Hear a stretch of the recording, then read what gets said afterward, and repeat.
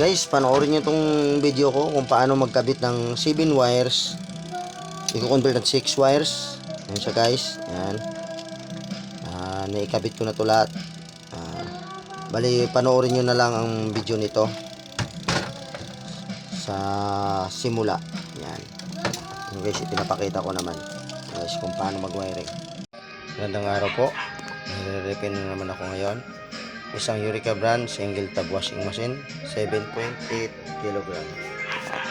Magpapalit po tayo ng timer kasi wala itong reverse, walang backward, puro forward na lang. Bali ito ay pinito niya sa akin, ang aking customer. Ang gagawin ko muna nito ay tatanggal muna ito para makuha yung timer.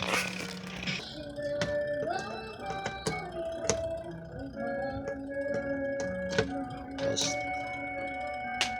Tanggalin muna natin yung screw para mukha ko yung nakabitan ng timer. Guys, buksan lang natin dito para makuha natin yung sa loob.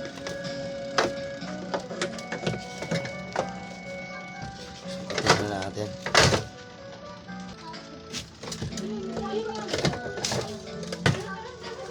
Okay, sugitin na natin dyan kasi may lock yan. Ayan.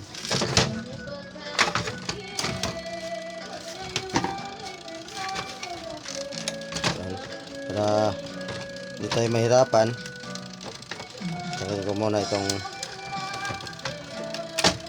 tali ng drain. Yan. Na-repair na pala yun. Tinali-talian na lang, oh. Ito na pala itong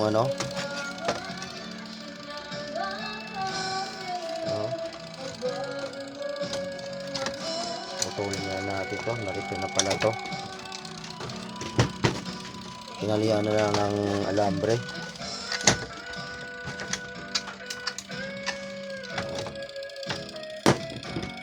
Ginawa nila ng paraan na lang para magamit lang.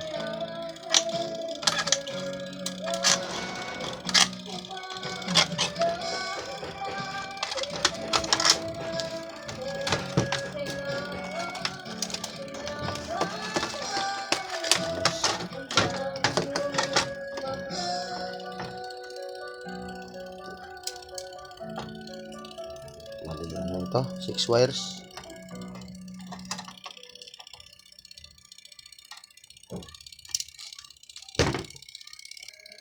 Tingnan natin para mabilis.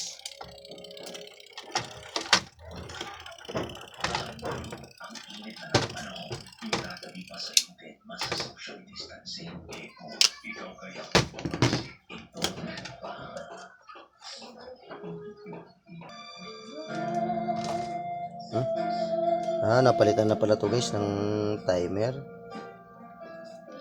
May dinugtungan na. Atakan na lang natin dito. Tanggalin natin yung dinugtungan. Palitan na pala ito. Guys, i-test muna natin kung magpo-forward ba ito o magre-reverse. Bale, i-rerekta muna natin.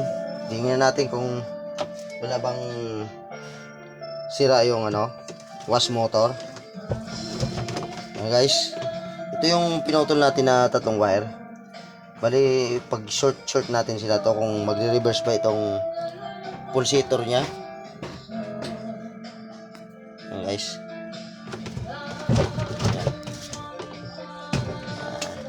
Ayan natin para makita yung pulsator nya. Usog ko yung camera ko. Kahit konti lang para makita nyo. Ayan, hindi nakita na nyo. Ito, isaksak ko muna guys yung plug nya. Ayan. Ayan guys. Isaksak ko na. Ito lang. Ayan, pag short ko itong mga wire, kung magre-reverse ba yan. Ayan guys, oh. Ikot naman sa nagka-counter naman. Hindi makita yung camera ko.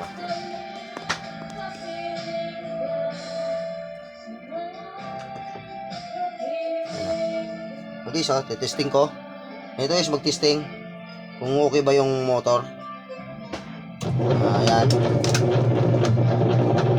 Ngayon, testing ko naman yung kabila. Magre-reverse ba?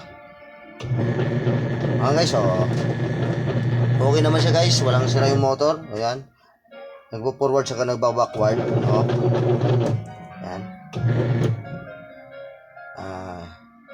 Okay naman siya guys. Magpapalit na tayo ng timer.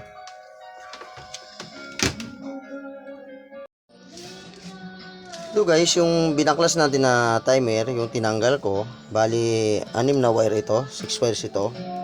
Ayan, kung napapansin nyo guys.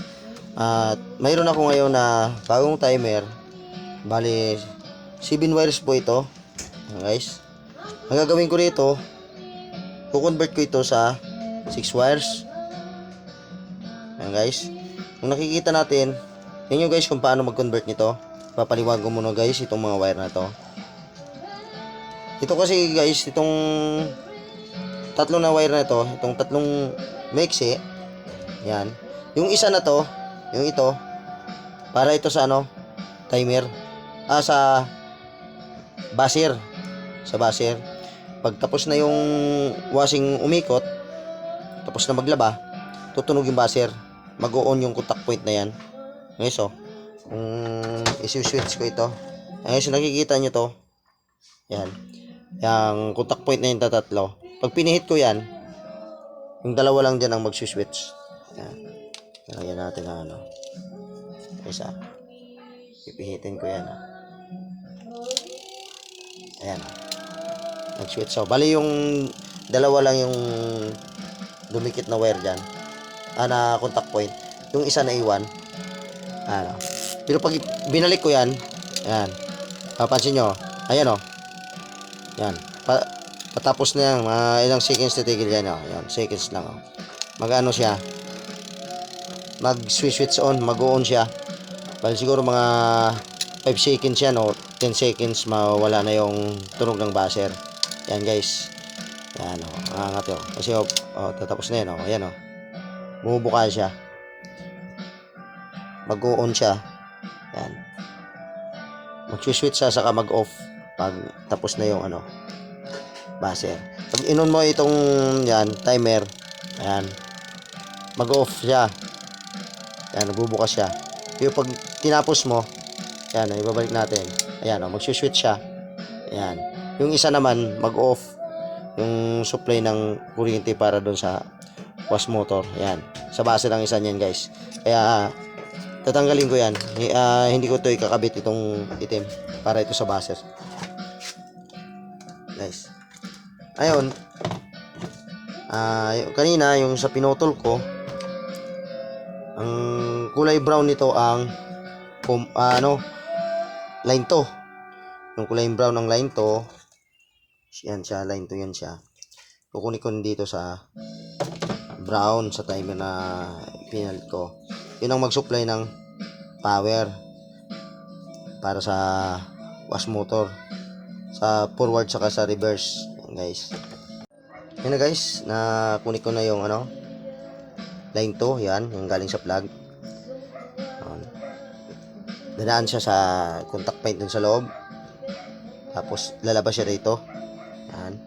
Pag may power na, lalabas ang power dito papunta dito. Ito na yung line to.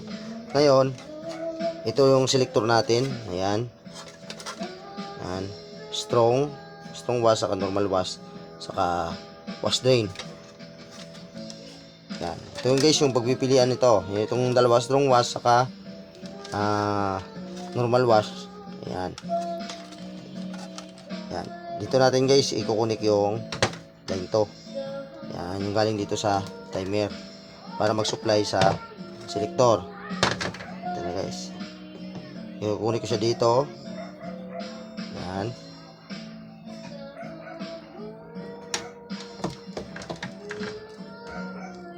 Ito guys, dito na sa kabila tayo no wiring ng timer.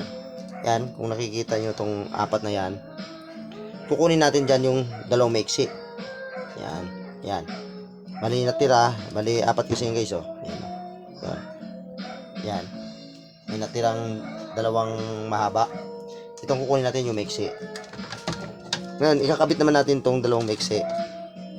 Dito naman sa pinutol natin kanina. Selector lang yan guys. Ayan. Ang isa nito ay strong saka normal. Yung strong wash saka normal wash. Ayan, kukunin natin. Kahit magkabaliktaran dyan.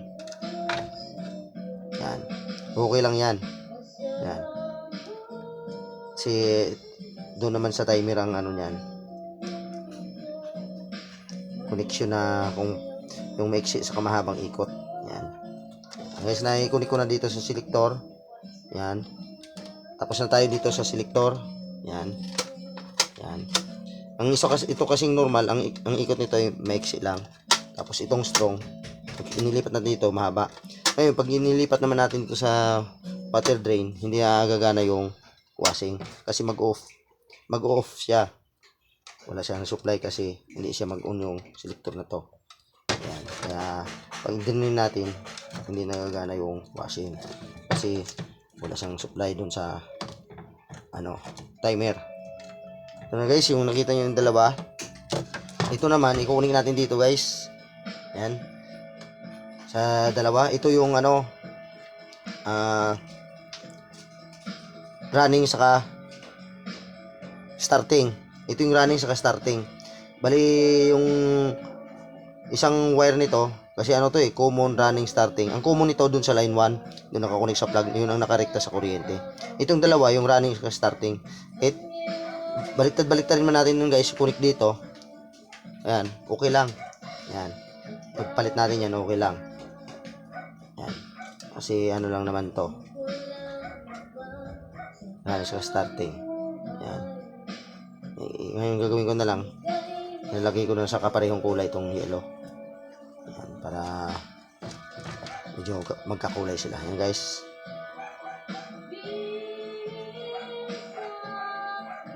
Ayan. Itong itim na to, sa buzzer lang naman ito. Puputulin ko na lang siguro to. Isagad ko na ito. Ayan. Wala naman yun na walang buzzer itong kuryente, itong washing machine na to. Ayan guys, para malaman nyo na okay yung gawa ko, pwede ko naman i-testing to kahit hindi nilagyan ng electrical tape. Ngayon, ipaglalayo-layo lang natin muna yung wiring. Ayan. Gagawin ko, pihitin ko muna to. Ayan. Ang importante kasi dito, hindi lang mag-short. Sasaksak ko muna. Yan, isasaksak ko. Iwasan lang natin yung mga dinugtungan, magkadikit-dikit yan. Baka magka-short. Natin malaman guys. Yan. Yan.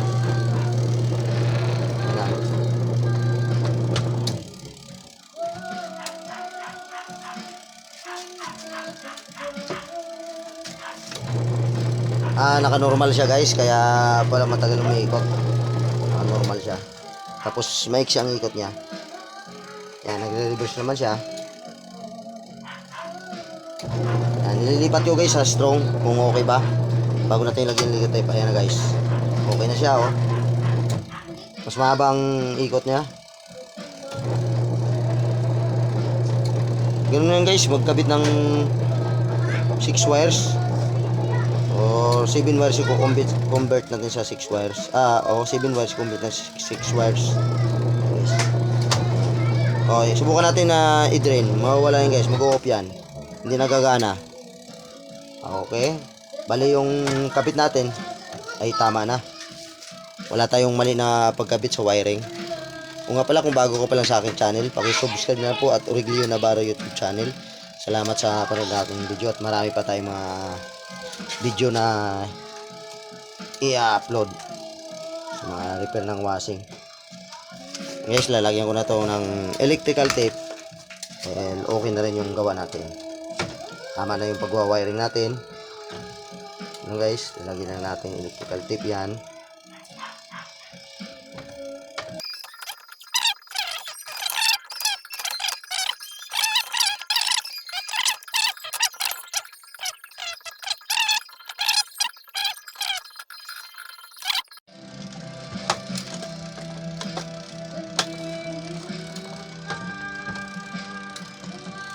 Medyo may yung bahay natin. Nagbibideo, okay? Medyo may background yung vlog natin.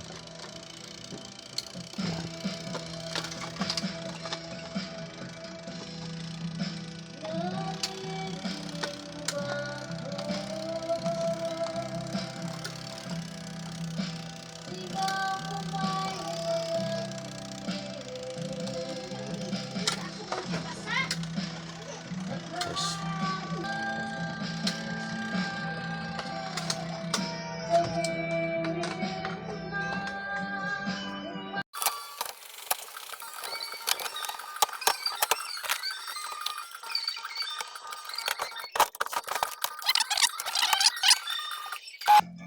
Okay na guys, tapos na. Sasaksak ko na. Ayan, papakita ko sa inyo kung gumana na ba, kung okay ba.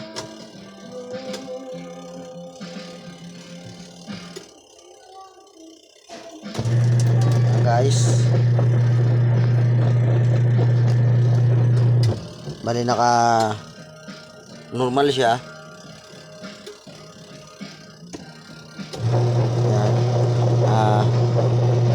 Nalagay ko sa